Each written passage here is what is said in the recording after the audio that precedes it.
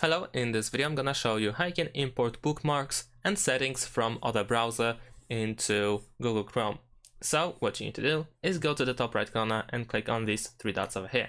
Now find bookmarks and lists, and then on the left side choose import bookmarks and settings. Let's click on that. Now over here we will open these options and we can choose the browser that we want to use.